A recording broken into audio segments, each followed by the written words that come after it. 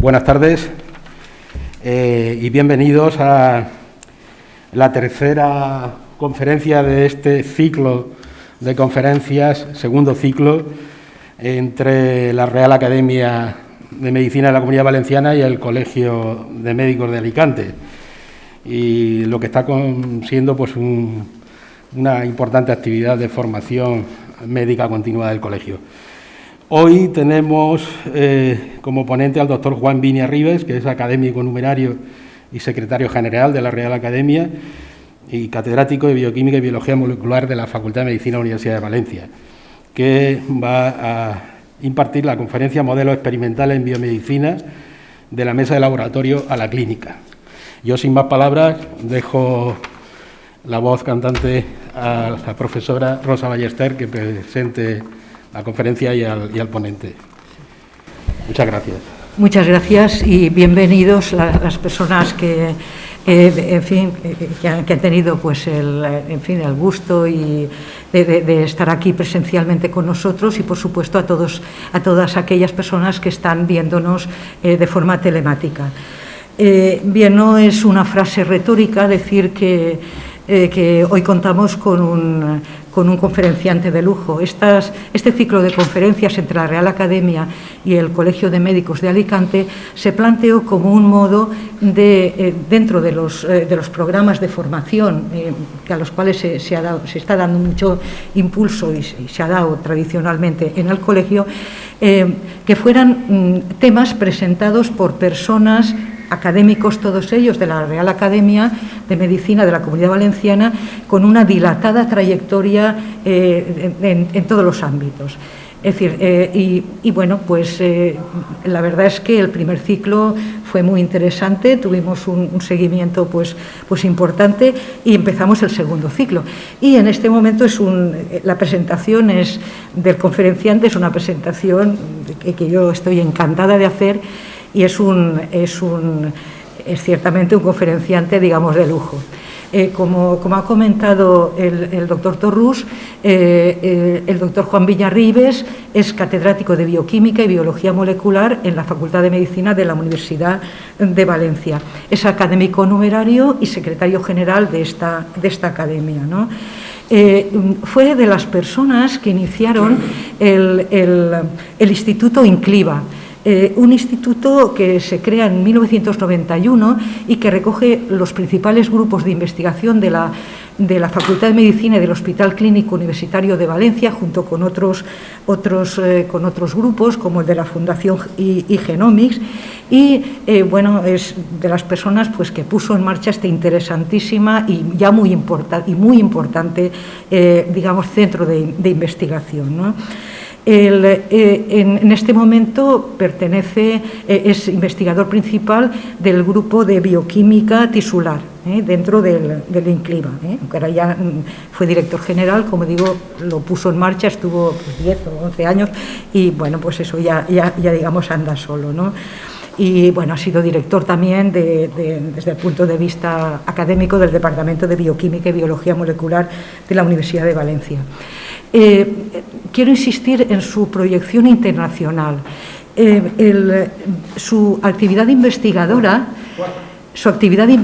se ha desarrollado fundamentalmente desde el punto de vista internacional en tres grandes centros, instituciones muy importantes. Por ejemplo, en el de Metabolic Research Laboratory dentro de la Radcliffe Infirmary de la Universidad de Oxford. Es un subdepartamento multidisciplinar cuyo objetivo es abordar lo que ahora a veces yo creo que a veces se dice bien, a veces creo que no acaba de saberse bien lo que se dice, de investigación translacional. O sea, de hecho, digamos, como objetivo de este departamento, donde estuvo trabajando un periodo de tiempo importante, es abordar los mayores desafíos, cito textualmente, de salud del mundo mediante la integración de la biología básica más innovadora con la investigación clínica de vanguardia, ¿no? Es decir, trasladar el descubrimiento científico a la práctica clínica. Por otro lado, Trabajó también en la, bueno, de hecho es fue assistant professor en la división de neuroquímica y metabolismo del Milton Hershey Medical Center del estado de Pensilvania, Estados Unidos. Y en este momento es profesor visitante de investigación en el Departamento de Fisiología de la Escuela Médica de Chicago, de la Rosalind Franklin University, ¿no? Bueno, no voy a entrar en detalles, pero ha publicado más de un centenar de artículos de revista, en fin, en revistas, digamos, de impacto importante, muy importante en su área. Ha participado en más de 30 proyectos científicos financiados en concursos competitivos. Tiene 6 sexenios de investigación, que es todo lo que uno puede tener en la universidad, el cupo más alto. Y, bueno, y hay una cosa que yo quiero comentar. Bueno, en cuanto a las publicaciones, por ejemplo, no sé si es el último de los últimos artículos, muy reciente de este año, en la revista, en Scientific Reports, que es dentro del grupo Nature. Es decir, bueno, yo creo que con eso está dicho todo, un artículo de revista pues muy, muy interesante, ¿no?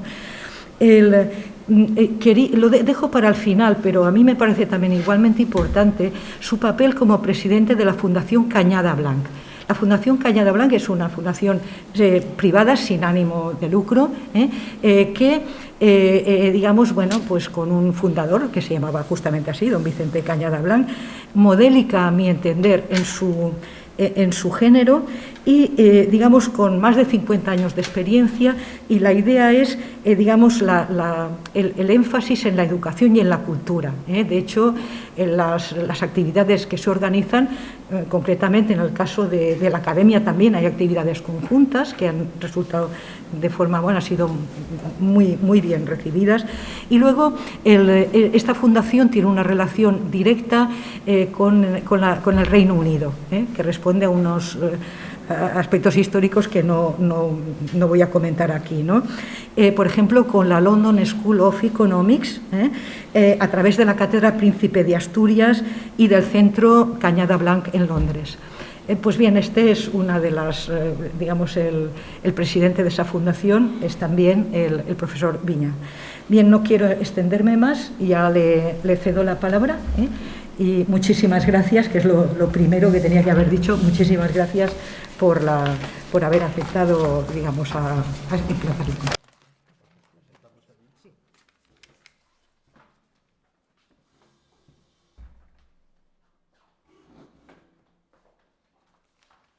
Buenas tardes a todos, los que están presentes y los que nos ven por vía telemática. Le quiero dar las gracias al Colegio de Médicos de Alicante por darme la oportunidad y a la profesora Rosa Balaguer por sus palabras. Soy médico de profesión, llevo 42 años dedicado a la investigación biomédica y he aprendido que transversalmente en la investigación todo es importante, desde los centros de salud, hospitales, centros de investigación asociados a hospitales, universidades, institutos privados de investigación, que en el mundo hay muchos. Por tanto, ya he aprendido diferentes modelos experimentales con el objetivo de lo que debe de saber un médico que pueda trabajar en cualquiera de toda la escala. Por lo tanto, la primera diapositiva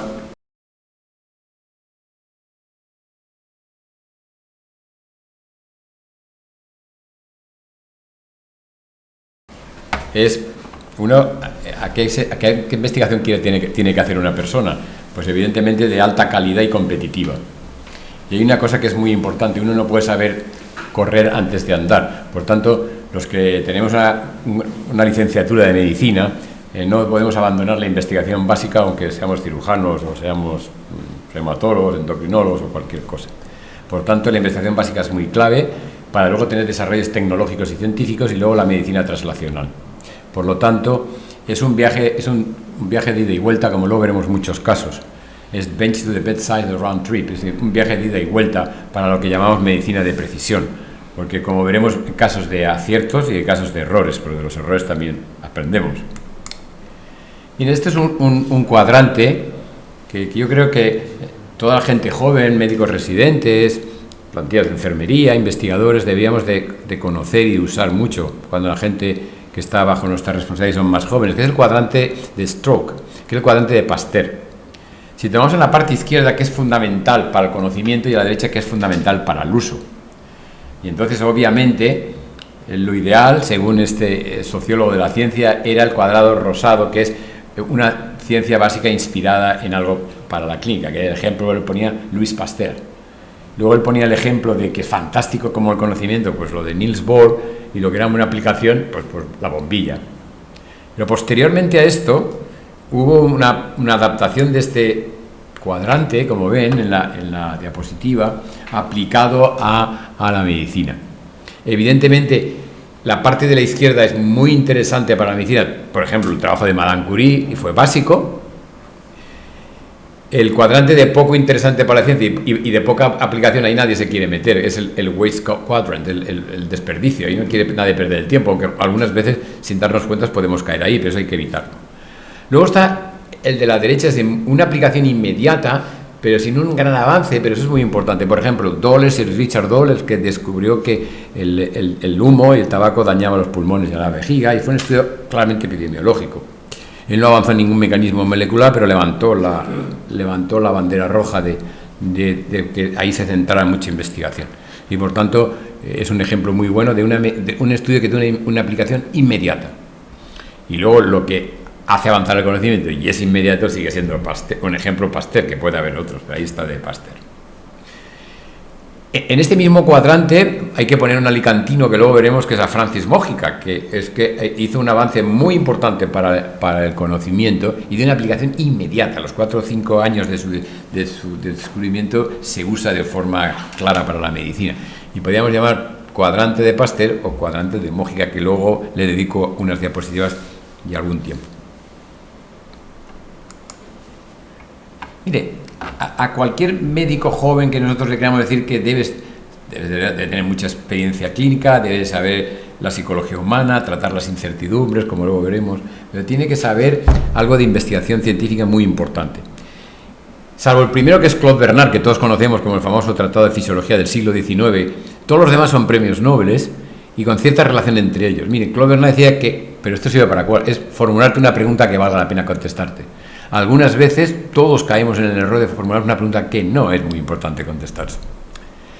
Toda pregunta buena, como decía Auguste Krogh, que es un personaje que es un poco desconocido, pero que le dieron el premio Nobel por la fisiología del capilar en el principio del siglo XX, pero que realmente su trabajo bueno es que dijo que, miren, para contestar una buena pregunta, si no tienen un buen modelo, la pregunta deja de ser buena, porque usted no la puede contestar. La tercera, de Hans Krebs, el ciclo de Krebs, que es muy importante, hay que tener un buen mentor. Es como el que elige un buen servicio para hacer la residencia, tiene que haber gente buena, que le enseñen, y eso lo veo capital. Luego, como decía Peter Medward, es estar apasionado, sin pasión no mueves nada. Luego, como Richard Feynman decía, que hay que ser audaz y tomar riesgos. James Watson, el de la estructura de ADN, con Francis Crick, evita a la gente aburrida, te hace perder el tiempo. Que es importante. Luego Joseph Goldstein, que le dieron el premio Nobel por las hipercolesterolemias y por sistematizar los receptores de LDL, dijo que él es médico y pertenece a una famosa grupo que se llama en los Estados Unidos los famosos 10, que fueron 10 médicos que hicieron la residencia y luego se dedicaron a la investigación científica y todos les dieron el premio Nobel.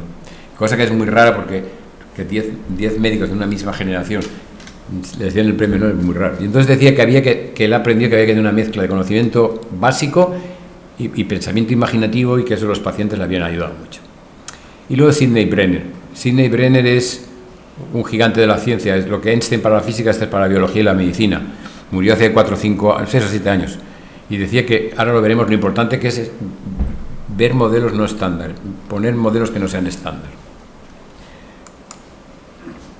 Esta es una conferencia que dio Krebs en Valencia, un año antes de fallecer, que se llamaba ¿Cómo formularse preguntas buenas en investigación biológica? Y fijaros que se adelantó mucho a la época que vivimos ahora. Dijo que había que coger un buen modelo, que había que hacer una buena pregunta, pero fijaros la tercera, obtener información estratégica. Y eso es capital. Estamos inundados de información, inundados de datos, pero lo importante es que sea estratégico. Porque más una década y un periodo de la historia, más que lo que descubrimos, lo que realmente nos valora a nosotros es lo que nos preguntamos. Y creo una buena contestación abre preguntas nuevas. Y una cosa que yo, después de 42 años de médico, creo que es fantástica. y me lo digo a mí mismo todos los días, lo digo a mis estudiantes y a los residentes, no hay que enamorarse de lo que uno piensa. Si uno se enamora de lo que uno piensa después de un diagnóstico, pues igual se equivoca, entonces a partir de ahí sale todo equivocado. Creo que es muy importante. Y ahora vamos a buscar y poner ejemplos. Lo importante es que dice que para toda pregunta biológica siempre hay un modelo. La naturaleza te ha dado un modelo, o el ser humano ahora hemos sido capaces, como luego veremos con la inteligencia artificial, de hacer modelos, pero la naturaleza lo da ahí. Y vamos a ver ejemplos. Mira, una cosa que es muy importante. Este es el único trabajo que publicó Kells con su hijo, que es un famoso ornitólogo inglés, y es Lord, y ha presidido durante muchos años el comité de investigación de la Cámara de los Lores inglesa. Y decía que a nivel molecular las cosas son extrapolables. Si yo encuentro un mecanismo de funcionamiento de una proteína en un hígado de ratón, probablemente sea igual en un hígado humano.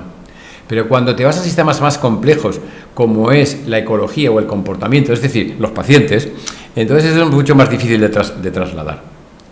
Y luego venía Sidney Brenner, que decía que, ojo, hay que mirar a modelos no estándares, porque ahí está la diversidad. Es decir, es como el que en el contexto clínico ve una cosa que se sale de la norma, pues probablemente si sigues por ahí encontrarás algo que sea atractivo. Por tanto, no seguir el modelo estándar, porque si estás en el modelo estándar de ahí no sales. Creo que son dos gigantes de la ciencia que han dado muy buen resultado. Modelos experimentales, bueno, desde los eucariotas unicelulares a los eucariotas pluricelulares, invertebrados o vertebrados, hay para todos los colores, y os puede sorprender cómo avances, por ejemplo, que luego os pondré avances fundamentales en la cardiología moderna del tratamiento del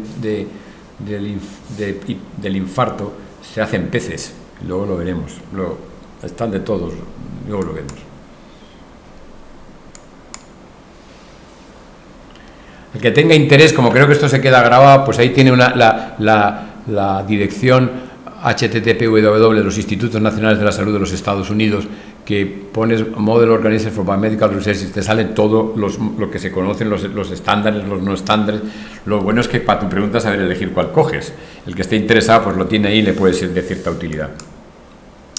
Mire, ¿por qué los médicos y microbiólogos y biólogos y biotecnólogos, por qué usan todavía levaduras? Hombre, porque se cultivan como máximo entre 1 hora y media y 2 horas, es decir, que uno puede tener por tanto el tiempo de generación es rápido y además tienen una estructura de DNA con muy poco código no codificante, y entonces simplifica mucho las cosas, y para mecanismos muy básicos, aunque parezca increíble, pues hay mucho dinero todavía en el mundo, porque hay muchas preguntas que se solucionan. Luego, ahora las levaduras las seguimos usando por eso.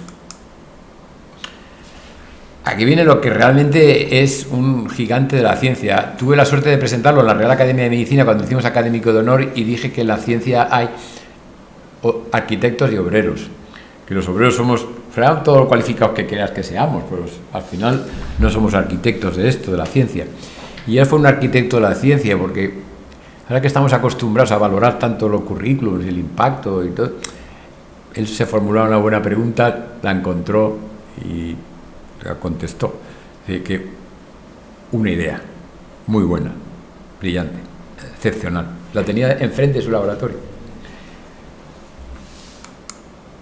Todos lo sabéis, pero hay una cosa que la gente ignora, es como haberle dado, no sé, el premio Nobel de la radio Marconi y no haberle dado el premio Nobel a Maxwell por las ondas hertzianas, pues una cosa misma le ha parecido a él, lo cual es lamentable, pero bueno, es el científico que lo ha descubierto y eso es lo lleva a la cúspide de la gloria. Es que la gente ignora que su descubrimiento él mismo se dio cuenta que era la inmunidad adquirida de las bacterias, es que generó conocimiento nuevo básico, aparte que se dio cuenta de las repeticiones palindrómicas y que era una cosa diferente, y persiguió una cosa que no se entendía y que ya estaba allí hacía mucho tiempo. No le dediquemos más tiempo, todos lo sabemos, lo que no podemos es que es una idea, él tuvo la gran idea. Aquí es el mecanismo básico de cuando entra un virus, ¿verdad? Entonces, pues con la proteína proteína Cas se junta las formas palindrómicas, como lo veis en la diapositiva, luego ya se forman y luego como ya sirve para editar, se usa la aplicación tecnológica de editarlo. Luego nos vamos a otro muy curioso, que es un gusano. El gusano lo sabemos todo. Y entonces y sabemos que tiene 179 células somáticas, 148 genes están dedicados a la apoptosis y por tanto sirve para tiene un ciclo de vida muy corto y sirve para estudiar envejecimiento y cualquier mecanismo relacionado con ello, con la muerte celular programada. Esto es una cosa que la gente joven debería valorar y es simplificar las cosas. Y probablemente ellos es la generación donde van a hacer modelos artificiales y veces hay que ser muy simple. Mechnikov descubrió la fagocitosis porque se le ocurrió la idea de meter esporas en un animal que era transparente y con un microscopio óptico simple a principios del siglo XX descubrió la fagocitosis. Todo fue el modelo. Si lo llega a inyectar a un animal no hubiera visto nada. Muy simple. Pero esto es 100 años después, a la gente que ahora tiene 25, 30 y está luchando por abrir caminos en su carrera médica, pues le puede servir esta idea porque encontrarán esa misma idea aplicada con la tecnología nueva.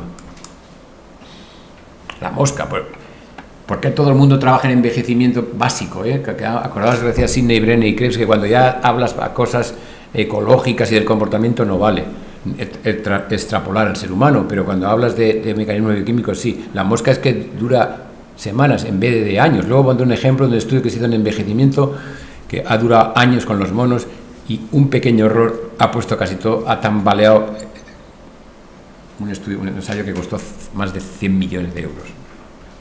Por tanto, que sea corto te permite incluso equivocarte. Bueno, esto se le ocurrió a un gigante de la ciencia que era Sidney Brenner, que luego lo veremos. Esto es un pescado que hay en Japón, que tiene el genoma más pequeño de todos los vertebrados y por tanto sirve para saber cuál es el genoma mínimo que necesitas para vivir y por tanto es curioso. Y este es fantástico. Mira, el zebrafish y Dani Herreiro. Hay mucho dinero de cardiología puesto aquí ahora. ¿Y por qué? Porque mirar es importante para cardiología. Nosotros sabemos que las células de mamífero, del corazón de los mamíferos, tienen una capacidad muy limitada de regenerarse. Cuando yo estudiaba medicina, me decían que las células posmitóticas, neuronas y cardiomiocitos no se podían regenerar. Hoy sabemos que no es verdad, que el 45% de las células del corazón, los cardiomiocitos, se renuevan a lo largo de una vida entera y que hay un 55% que no. Luego, células troncales que se pueden enchufar, sí, hay. Pero la tasa de producción no es suficiente como para cuando se hiere por un infarto de miocardio o un ataque cardíaco en heart attack, en expresión coloquial, ahí se queda con células de fibroblastos, un tejido colagenoso no contráctil y por tanto no es. Pero fijaros que sí que tenemos capacidad. Luego, si buscamos un modelo donde podemos activar las vías de síntesis a partir de las células madre para tener cardiomiocitos, tendremos bingo. Pues mirad, este modelo es el zebrafish que hemos visto antes. Ahí está el corazón en naranja, por lo menos podemos acceder a él y tienen genes muy parecidos con los humanos y genéticamente en el escalafón está muy lejos, pero mirad que la siguiente diapositiva que es espectacular. Es un trabajo que se publicó hace 6 años. Mirad, cogieron nitrógeno líquido, lo inyectaron en el corazón del pescado y en la parte superior veis un infarto claramente a los 3 días de haber inyectado nitrógeno líquido, que os recuerdo que lo sabemos todos que es a menos 186 grados de temperatura. 21 días después, mirad cómo estaba el infarto, y 130 días después había desaparecido. Y el pescado vivo. ¿Qué había ocurrido ahí? Que en este sistema las vías de señalización para generar nuevos cardiomiocitos a través de las células troncales se había activado muchísimo. Luego, si en este modelo nosotros estudiamos las vías de señalización y sabemos cómo activarlas con un fármaco, lo podemos actuar en el ser humano.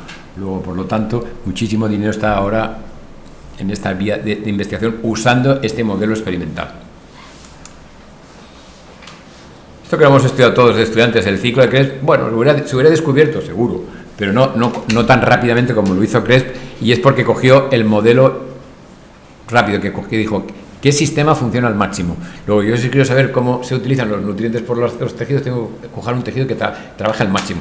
Pues el músculo de un pájaro, de un palomo, porque si iba a coger el hígado, no le hubiera ido, porque no funcionaba al máximo. Esto es el ejemplo que hemos citado a nuestro colega encima de Alicante, como un gigante de la ciencia. Pues aquí hay otro también español, que es Santiago Ramón y Cajal, que fue un gigante hasta 3 días antes de morirse, que ya jubilado totalmente, ya no iba ni por el laboratorio, pero su discípulo Lorente de No le pide un consejo y él le contesta: el 15 de octubre, muere el 18 o el 19. El ratón es poco favorable por un estudio estructural. Es difícil descubrir las células de axón corto y ofrece una tendencia excesiva a dar macizos de fibras sin detalle de origen ni terminación. ¿Por qué no ha trabajado usted en el conejo de 20 o 40 días? Parece que es lo mismo, pero resulta que no es lo mismo. Y por lo tanto, es una vez más el modelo. El modelo. Esto es... Se puede hablar mucho tiempo, hablo resumido. Ahora los que nos dedicamos a la bioquímica hacíamos antes y ahora las compramos. Knockouts de un gen, knockouts de dos genes, knockouts condicionales, doble knockout. Lo que quieras lo puedes hacer. Mientras sea viable, lo puedes hacer. ¿De acuerdo? Y te enseña mucho de la evolución, que es una cosa que los médicos los profesores deberíamos enseñar a los nuevos médicos, lo importante que es la evolución para ser un buen médico. Bueno, y esta es una historia fascinante. Miren, en 1938 y en 1939, sobre todo Barbara McClintock, saben que descubre en el maíz la recombinación del DNA, y una cosa más importante, descubre la regulación genética. Nadie se lo cree, pasa desapercibida hasta que vienen los estudios de Jacques Monod y François Jacob, de la regulación que les dan el premio Nobel, y ella había descubierto nada menos que con el maíz la recombinación del DNA, la regulación de los genes y sobre todo el papel de la telomerasa y de los telómeros. Yo vivía entonces en los Estados Unidos, la primera vez, en 1983, ella le dan el premio Nobel, es una señora ya muy mayor que está en el laboratorio de profesora, ella ni emérita ni nada, le dejan una mesa y entonces empiezan a entrar alumnos y le dan el premio Nobel por haberle entonces ella considera que le están tomando el pelo, que le están faltando el respeto. Es como anécdota, llama a los ases de seguridad y le dicen: oiga, aquí faltándome el respeto, hay ciertos alumnos gastándome bromas sobre el premio Nobel. Dice: no, le acaban de conceder el premio Nobel y el presidente de la universidad va a felicitarla. Tenía 25 años cuando le hizo el descubrimiento, se lo dieron a los 83, 60 años más tarde. Bueno, ahí está. Y descubrió una cosa fundamental, y lo hizo en el maíz, una cosa que luego, fijaros, ha sido útil para los médicos y para y la gente dedicada a la biomedicina. Y fue un descubrimiento hecho en el maíz, pero luego veremos más. Mirad, uno de los descubrimientos más importantes de neurociencias ahora es la optogenética. Y esto es también para gente joven que me esté oyendo o que luego lo pueda oír. Estamos hablando de un señor que es psiquiatra con 50 y tantos años, que trabaja como psiquiatra, que ve 3 días a la semana pacientes de psiquiatría y que también debe ser un cerebro muy privilegiado. Y también es ingeniero biomédico. Y entonces leyendo un libro, leyó que Andrei Famistin en 1800, es decir, hace 221 años, estudiaba las algas en un río de agua dulce y observó que las algas de una sola célula se podían mover y según daba el rayo de luz del sol. Si se proyectaba un rayo de luz, retrocedía un poquito y encontraba el nivel más adecuado de luz donde se mantenía. Y lo podían porque los canales de iones se activaban por la luz. Y esa observación cae en desuso, o ya se recoge más tarde. Y Desertov, que es el psiquiatra y biotecnólogo, que insisto, que ve pacientes todas las semanas. Y ¿qué pasa si te damos este conocimiento en un grupo de neuronas? Un sistema muy sofisticado, con gatos lo ha hecho, y él piensa, entonces pone las proteínas que se pueden estimular con estímulos de luz, y entonces se activan los circuitos de calmar para cuando uno está excitado de la ansiedad, del movimiento, de la alimentación, y probablemente es uno de las áreas más importantes de futuro. Suena un poco difícil, pero de futuro. Y eso, fijaros que es un libro que ha escrito, que es fantástico, The Projections Story of the Human Emotion, y luego una entrevista que hizo este verano en El País, hablando sobre esto. Y ahora venimos a una cosa que a todos los que llegan a la investigación y la sociedad moderna nos lo impone, que es, aunque ya empezó en 1959 por William Russell y Rexburg, es decir, cómo tratamos de forma humanitaria los animales. Y ellos pusieron las 3 R's, que reduce, reemplaza y redefine tus experimentos. Esto es un sistema que yo lo empecé a vivir cuando estaba en el Reino Unido, que había que escribir 2 o 3 folios de por qué necesitabas el número de animales que necesitabas y por qué estaba justificado, ¿no? Y es que ha ido a más ese movimiento, y ahora es que lo obliga la ley. Pero todavía hay gente, el movimiento es todavía más fuerte, y aquí tenemos que en un libro publicado por la Oxford University Press, Animal Labor, A New Frontier for Interspecies Justice, que es el que ha marcado la vía donde vamos a ir todos los que dedicamos algo de investigación biomédica y necesitas animales. Y hay un título también, prueba de ello, de la necesidad que hay ahí, que está en la sociedad, es otra vez en el país, hace pocos meses, las 2 hojas enteras, si nos importan los animales de laboratorio. Y ahora veremos algunas cosas curiosas.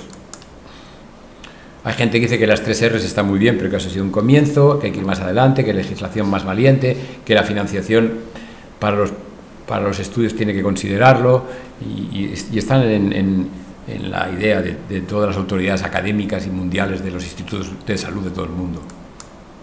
Pero aquí hay una cosa que sorprende. Mirad, estos todos son los datos del Ministerio de Agricultura, Pesca, Alimentación y Medio Ambiente. En el año 2009 usábamos 1.400.000 animales en España de investigación. En el 2013 cayó a 900.000, 2014 800.000 y se mantiene alrededor de 800.000. Pero lo que llama la atención es que los primeros son los ratones, que eso no lo llama, pero los segundos son los pescados. Para investigación biomédica se usan más pescados que lo que los médicos nos creemos. Y por tanto eso es muy importante.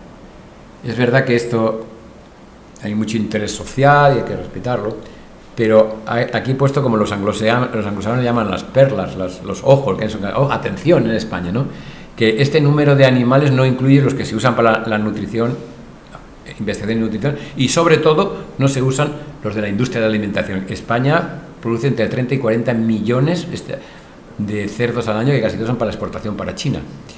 Y ahí creo que los respetos de los animales pues no están como en la investigación biomédica, que es muchísimo más por los protocolos obligatorios, además, por la ley.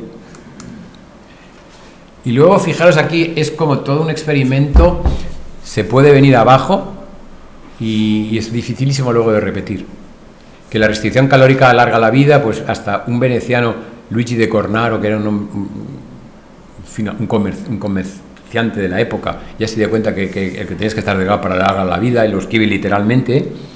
Pertenece a la familia muy poderosa de Venecia, pero vamos, de forma sistemática no se publica la publicación hasta 1935, que Mackay dice que la restricción calórica alarga la vida.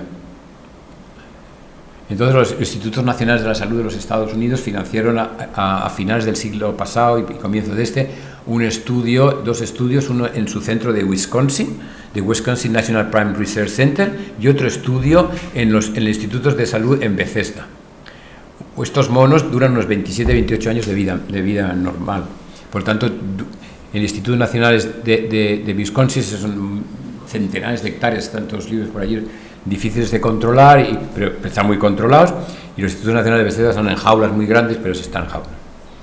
Y entonces hicieron una restricción calórica a estos monos, y el objetivo era, en 2 sitios diferentes, porque la reproductibilidad es lo importante en la ciencia, era ver si se reproducía. Y ante su pasmo, en los 2 estudios, los monos tenían mejor vida, tenían menos patología mientras envejecían, pero en uno sí que alargaba la vida y en el otro no alargaba la vida.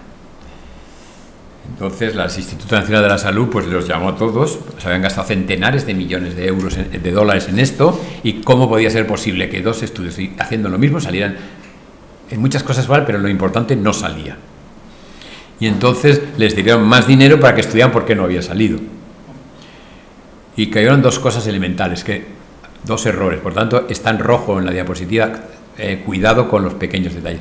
En un sitio todos los monos tenían un mismo origen genético y en el otro sitio no tenían el mismo origen genético.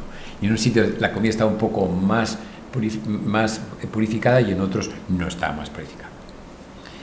Hicieron otros experimentos con algoritmos y entonces llegaron a la conclusión de que realmente la restricción calórica sí que alarga la vida y sobre todo da mucha más calidad de vida. La restricción calórica se sale de hoy, pero que la restricción calórica es muy difícil de utilizar, tiene muchos efectos secundarios y sobre todo eso no es un mensaje que uno pueda dar a la sociedad, porque puede haber un porcentaje de la sociedad que lo malinterprete y caiga en la malnutrición. Pero, por tanto, lo que pongo aquí como estudios hechos por 2 grandes centros, hay veces que pequeños detalles se te escapan y todo el sistema se viene abajo. Esto es un grave problema ahora que usamos Big Data bases con grandes cantidades de datos, porque si filtras y aceptas un dato que no está bien filtrado, estás introduciendo error. También es verdad lo que te dice la gente de esto, que es tan grande la base que si te has equivocado un poquito se diluye. Pero bueno, si no lo metes equivocado, mejor. ¿Y ahora qué es lo que la gente joven hace? Pues hace informática, cultivos celulares tridimensionales y realidad virtual. Hay muchos grupos de investigación que ya trabajan con la realidad virtual en sus modelos, para ciertas cosas, pero es así. Una cosa que yo me vi involucrado, que fuimos a la industria de la industria cárnica y les pedíamos en los cerebros de carneros, y entonces con un método que desarrolló un español que se llama Pino, cuando estábamos en Chicago, y entonces conseguimos desarrollar de microcapilares cerebrales el lado luminal y abluminal de la barrera motoncefálica, conseguíamos separarlo, teníamos aquí las vesículas, había marcadores y por poder estudiar los transportadores de fármacos, de nutrientes, y te llevabas 30, 40, 50 cerebros que el animal se lo habían llevado para la industria, por ahí tenías vesículas para trabajar año y medio, ¿eh? Por tanto reduce el número de animales. Este es otro modelo de glándula mamaria que hemos publicado, que es una glándula mamaria reproducida tridimensionalmente en un cultivo, en unas placas de cultivos celulares. Conseguimos hacer un 3D, y entonces ya, si tú tienes un 3D in vitro, ya no hace falta que te vayas in vivo, ¿no? Reduces el número de alimentos de animales. Esto para la gente joven es muy atractivo trabajar así. Y vamos a los estudios humanos, en la parte que también estaba involucrada cuando estaba en el INCLIVA, y ahí he aprendido mucho, y sobre todo la rapidez con que va todo, desde la bioquímica. En 20 años, por ejemplo, lo vamos a ver ahora con el trastuzumab, con el Herceptin, como se hizo el desarrollo bioquímico, se aplicó y fue todo muy rápido. Todo el mundo sabemos que tenemos la expresión génica que dice el componente normal de los tejidos o su alterado, y por tanto tenemos los factores medioambientales y los factores genéticos y los factores epigenéticos. Rápidamente, pues esto es como las esculturas de Alexander Calder. Si uno son los genes y el otro son los medioambientes, estires por donde estires, todo se mueve. Por tanto, todo está muy conectado. Y por tanto, cuando uno trabaja así, hay que tenerle la idea global de que todo trabaja de una forma equilibrada. Hace 15 o 20 años estábamos todos en la medicina basada en la evidencia. Y atención, evidencia en inglés significa sospecha y en castellano significa certeza, que no es exactamente igual, pero que estaba basado en lo que hoy nos manejamos, los estudios clínicos, los ensayos, los clinical trials, los ensayos clínicos, las guías clínicas, los protocolos, que eso es obvio que tiene que ser así. Hemos hecho un paso hacia adelante sobre la medida de precisión, que es ya a un paciente individual, sus bases genéticas, sus biomarcadores, su expresión fenotípica, sus características psicológicas, que son diferentes dentro de una misma sistemática clínica, que luego veremos. Este fue el creador, Sir Austin Bradford Hill, el creador de los ensayos modernos como los conocimos hasta el principio del siglo XX, que luego ha habido que cambiarlos, aunque básicamente es lo mismo, pero ha habido que cambiarlos. Y lo que todos nuestros oyentes saben, pues las fases, que no quiero aquí alargarlo, porque esto es las fases 1, 2, 3 y 4, ¿vale? Lo tienen ahí, pero eso no vale la pena alargarlos. Miren, ¿por qué digo que a principios del siglo XX se planteaba, el editor del British Medical Journal dijo que había falta una reforma de los ensayos clínicos, y esto se llevó a la opinión pública, y el New York Times en el 2013 le dedicó un suplemento entero sí, vale, cómo había que cambiarlos. Y luego, incluso luego el New York Times le volvió a dar el 17 a Cancer Conundrum, que quiere decir como la paradoja, ¿no? ¿Y cómo había que hacerlos? ¿Y por qué fue así? Esta trae 2 diapositivas. Y ¿se hacen falta cambios clínicos, cambios en los ensayos clínicos? La contestación es que sí, absolutamente. ¿Se pueden hacer mejor? Sí. Y luego hablamos de la medicina de género, pero vamos a hablarnos aquí. Mire, en 1998 Dennis Sloan, es decir, consigue que el FDA norteamericano, y no viene la historia a caso, es un oncólogo apasionado que nadie le hacía caso, y junto con unos químicos de la compañía Genentech desarrollan el Herceptin, conocido como trastuzumab, un anticuerpo contra la expresión del R2. La agencia europea lo publica en el año 2000, y en los últimos 21 años ha sido revolucionario. Esto y todos los que han venido después. Por tanto, los ensayos clínicos había que hacerlo diferentes, porque ahora, además del cálculo de la muestra para el número, los hacemos genéticamente muy homogéneos. No mezclamos los R2 con el triple negativo, eso no lo hacemos, con el Claudin negativo, no lo hacemos, son muy similares y por tanto no necesitamos tanto número de pacientes como antes. Por tanto, había que cambiarlo. Este es el ejemplo que todo el mundo ponemos. Y luego, esto ha servido en oncología, se llaman los ensayos clínicos de paraguas o cesta. creo que, bueno, está por venir, está cercano de que ya no hablaremos de cáncer de pulmón o de hígado, en muchos casos hablaremos de mutaciones. Y están los casos del paraguas, es decir, un tipo de cáncer con diferentes mutaciones en el propio pulmón. Tenemos un cáncer de pulmón con diferentes, y necesitará fármacos diferentes, TRAC1, TRAC2, TRAC3. Y luego los de CESTA es una misma mutación, pero que se expresa en pulmón, en hígado, en cerebro, en intestino. Luego, los ensayos clínicos de oncología, los que estén relacionados con ellos, lo verán que es así. Y para otras muchas cosas también. Lo de género, pues es que lo obliga la ley. En los Estados Unidos lo obliga y la Unión Europea tampoco te financia si no lo valora, si no tienes separa un grupo de hombres, de mujeres, y es así. Y va a haber más. También vamos a empezar también a hacerlo por la edad, etcétera. Luego, es que lo obliga la ley. Y esto es muy interesante. Esto es la Artificial Intelligence, AI en Clinical Trials. Los ensayos clínicos modernos ya están muchos basados en la inteligencia artificial. Para que te va a decir, para haces diagnósticos que antes no podía hacer, caracterizas pacientes muy bien, y la inteligencia artificial y los algoritmos te ayudan a que la selección sea fantástica. Y por tanto no es ciencia del futuro, es que es la realidad de los ensayos clínicos ahora. Y alguna vez digo, oiga, ¿hace falta tanto ensayo clínico? Y la pregunta es, esta es la historia de un fracaso monumental, de la ciencia básica y luego de la ciencia aplicada.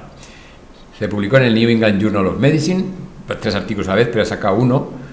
Y previamente a hacer este ensayo clínico había evidencias de decenas de miles de artículos que los betacarotenos o la vitamina A defendían mucho, protegían mucho los pulmones y diferentes tejidos de todos los animales que se había estudiado en todos los cultivos celulares que se habían hecho.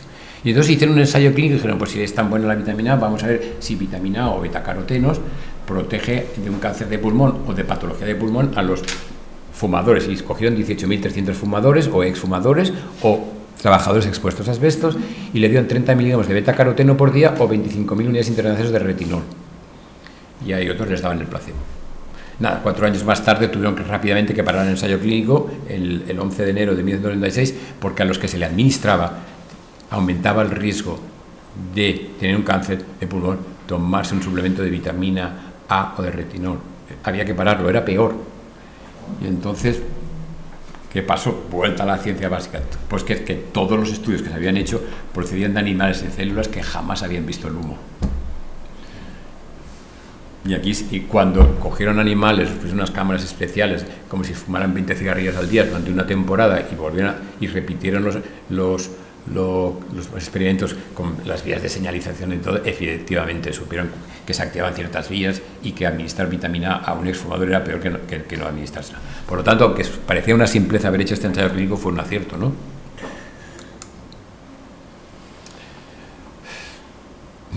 Ningún país del mundo cumple esto. Los estudios negativos no se publican.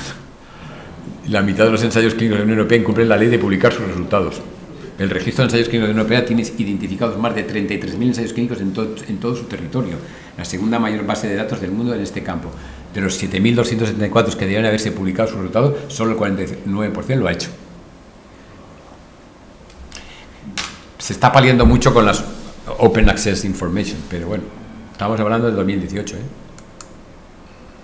La Agencia Española de Medicamentos y Productos dice que el 75% de los ensayos clínicos lo hace la industria farmacéutica y los otros son los no comerciales, o centros de investigación, o el propio Estado, o las propias estructuras autonómicas, o nacionales, o europeas. Esto es muy curioso. Yo no he trabajado en esto, pero lo pongo porque me parece muy curioso. Hace menos de un año, el Lancet, en un artículo fantástico, consideraciones y ideologías de los placebos en cirugía. Entonces, si leemos la conclusión, y esto es de la editorial, que merece una editorial, dice, en el día de hoy, en el Lancet, David Brand y colegas han revisado el papel de los placebos en control en cirugía y presentan unas recomendaciones para su uso. Durante los últimos 10 años ha habido se reconoce la importancia del efecto placebo en estas cosas de cirugía y que deben ser evaluados. Y lo pongo en negrita. El uso creciente en ensayos clínicos controlados con placebo ha tenido que reexaminar procedimientos quirúrgicos comunes y aceptados como todos como comunes, como que no son mejores que el placebo. Entonces creo que merece ser puesto aquí. Los que se dedican a la cirugía tienen aquí la cita, el Lancet del trabajo es fantástico, yo no me dedico a la cirugía, pero evidentemente cuando uno hace un tratamiento para mejorar la hipertensión, el control no puede llevar placebo, porque eso sí sería carente de ética, porque hay una medicación que es útil. Pero esto es curioso de leerlo, es muy curioso. ¿Existe la suerte? Hombre, claro que existe la suerte, pero solamente existe la suerte para las mentes preparadas, decía Pasteur. Y aquí lo tenemos. Luego lo que hablábamos, y voy acabando ya, en ciencia hay que reproducir, hay que tener rigor, transparencia y verificar. Y si todos trabajamos en grandes bases de datos, pues si están equivocados los datos metidos allí, todos nos vamos a equivocar. Por tanto, que un dato se meta en un big data, en un banco de mucha información, tiene que tener un filtro muy grande. ¿Alguno se cuela? Sí, pero si se cuelan 10.000 equivocados en una base de 5 millones, pues se queda diluido. Y esto lo veo muy importante. Aquí creo que los colegios de médicos deben jugar un papel muy importante.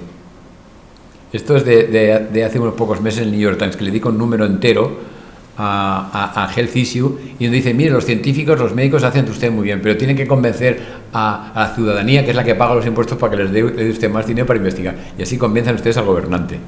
Luego dice, science matter, but so did activism. La ciencia es importante, pero el activismo por la ciencia está mucho. Luego lo de siempre. Fue un cirujano de trasplantes muy bueno de los Estados Unidos, y decía que todo tiene vida media, incluso los equipos buenos. O te renuevas en 10 años, o habrá otro en el mundo que te supera. Difícil como está en España las estructuras, pero bueno, no me resisto a decirlo. Y la última, para la gente médica que es joven que nos oyen, si van a dedicarse a ser un gran médico y un gran investigador, que seguro que va a ser, y como hemos visto aquí tenemos a Francis Mójica, un gran investigador biomédico en Alicante, tenían que estar educados en medicina molecular, en entender el comportamiento humano y sobre todo tener equilibrio de mente ante las incertidumbres de la vida. A darle las gracias al Colegio de Médicos por la oportunidad de haberme dirigido, y espero que a los que nos hayan oído o nos puedan oír en el futuro les sea de utilidad. Muchas gracias.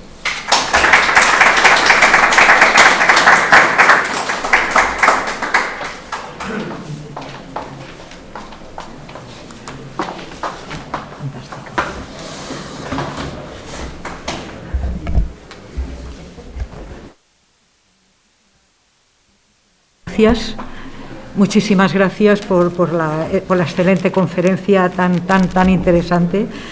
Y bueno, como es habitual en este ciclo, se abre, vamos a reducir un poco el tiempo, pero se abre un turno de cuestiones, tanto de las personas que están aquí como de las que están conectadas telemáticamente. El profesor Medrano tiene la palabra. Sí, bueno, yo no sé si se me oye. Un momento que era esto. Muchas gracias. Creo que sí, que ahora se me oye, ¿verdad? No, en primer lugar, comprobar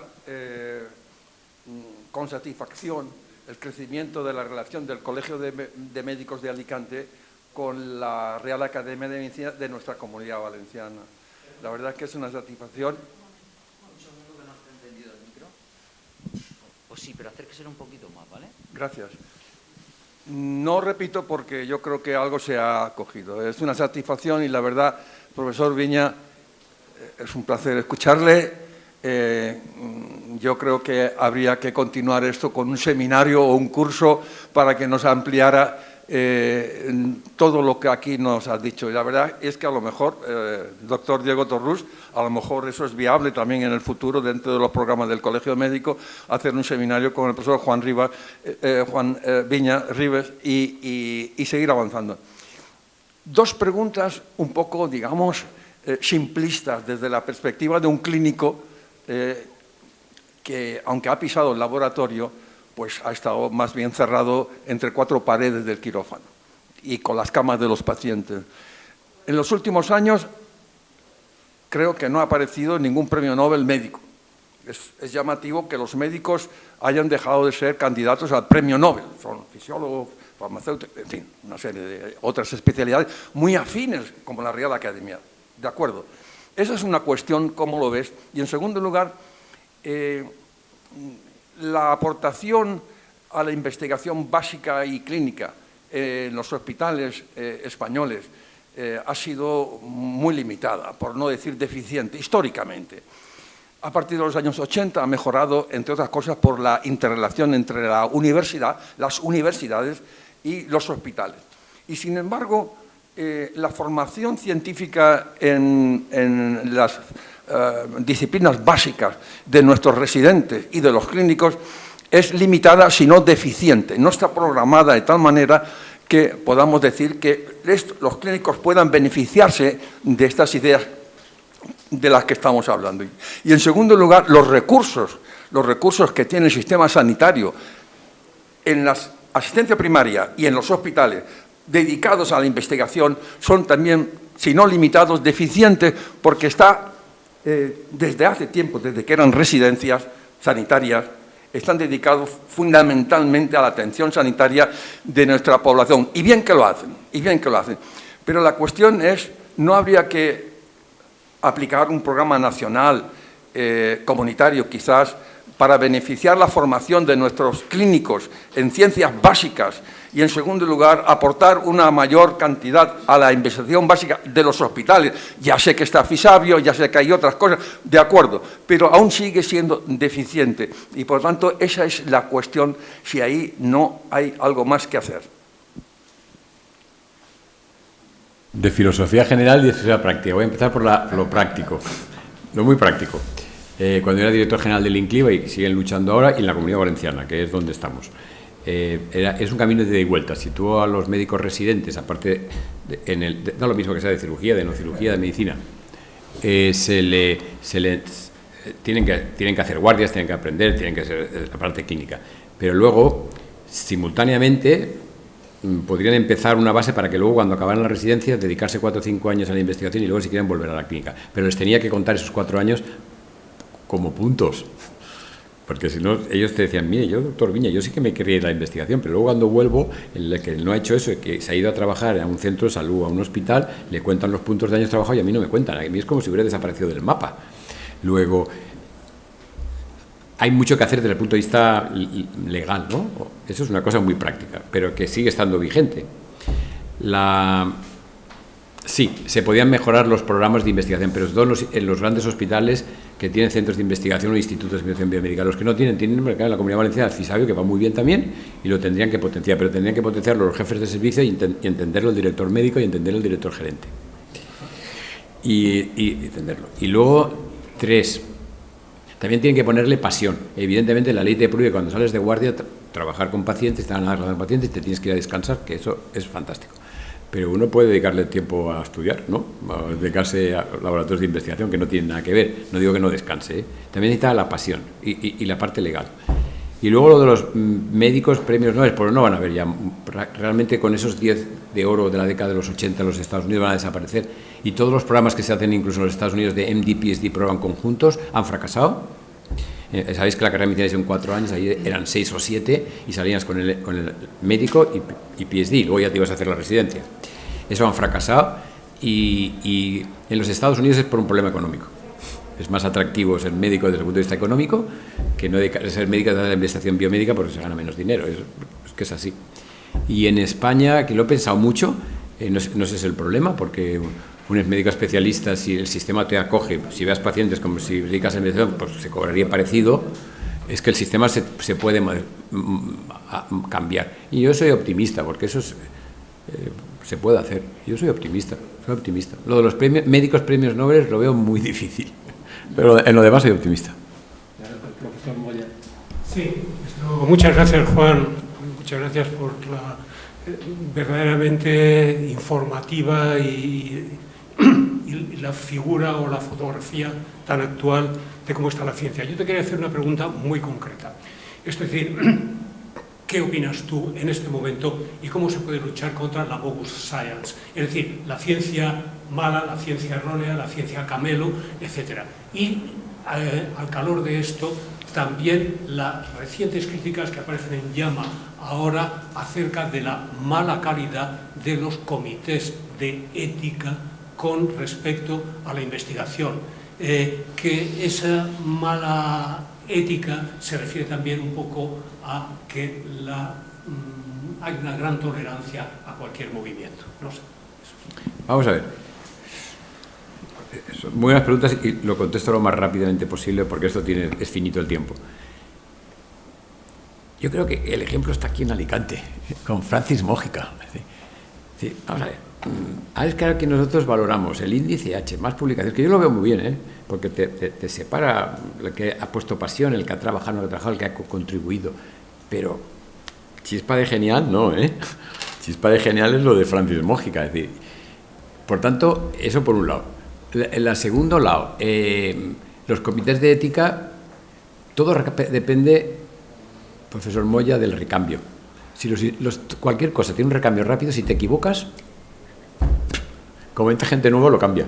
Si tú tienes la vida media de los que están en un comité muchos años, no lo cambias, se perdura el error. Luego, en las veces que a mí me ha llevado de dirigir unas instituciones, siempre he pensado que es como las células. Las cosas tienen que tener un recambio bastante rápido. Entonces, yo creo que los errores de las comités, que esos artículos los he leído, es que la legislación esté clara, que eso es muy complicado, y luego que los comités se reciclen rápidamente. Esa es mi opinión. Y luego lo de la ciencia que es mala, pues es muy bueno financiándola. Sencillo. ¿Que se te cuela mala? Pues sí. Pero eso es cuando entra la política a decidir qué es bueno y malo.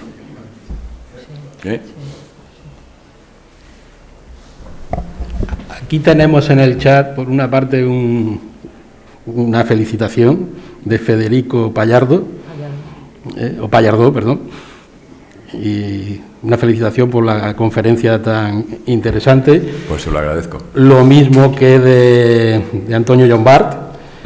Y Antonio Llombart pregunta ¿a qué nivel está la IA en la aplicación clínica? Que pues, no sé exactamente qué es la IA. No, Artificial Intelligence, inteligencia artificial. Vale. Pues prácticamente está ya en... La inteligencia artificial es lo que también podemos verbalizar como que usamos grandes bancos de datos. Al tener grandes bancos de datos necesitamos la inteligencia artificial para hacer algoritmos. Entonces, para hacer los algoritmos ahí entra la inteligencia artificial.